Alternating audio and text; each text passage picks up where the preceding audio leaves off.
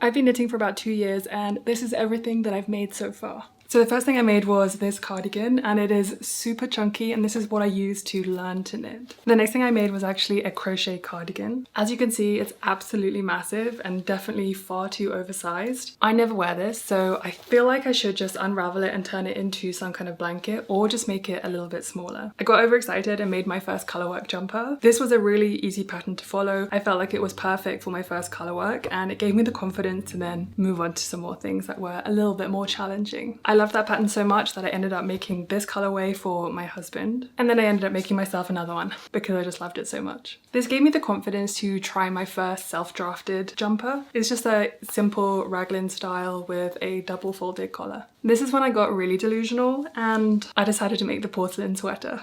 This is full of a lot of mistakes and I can't tell you how many times I had to frog rose and go back and try things over and over again. It's certainly not perfect. I love this jumper. It really tested me, but it made me a far more confident and competent knitter. If I wasn't delusional enough after all my color work, this is a Siri cardigan by Lanit and this is truly my pride and joy. I did get a little overconfident and I did not read the instructions for the ribbing on both sides of this front, so there is actually only one buttonhole, and of course I still have not even sewn that button on yet. I wasn't confident enough to move on from that to do a full body color work, so I went for something like this, which has a lot more color work on it but not quite a full body. But this is definitely added to the list of my pride and joy because I mean, just look at it. I love it so much. I also made lots of hats. This was the Musselburgh hat. And then I also made 2 Oslo hats. I've actually made a third one, but I gave that away. And I did make a second Musselburgh hat, but I also gave that one away. And then this was a self-drafted beanie. Not quite sure whether I like the colors of it, but I do like the shape of it. And I've also made this in a brown and white that I gave to a friend. And I also made a blue, white, and green version of this that I also gave to a friend, but that I really, really liked. I have 4 projects on the go right now. I'm making camisole number 10, which is this double ribbed kind of halter neck, which I love so much. I just ran out of yarn, but I'm almost finished. I'm also making tee number 1 by My Favorite Things Knitwear. I am just sewing down the double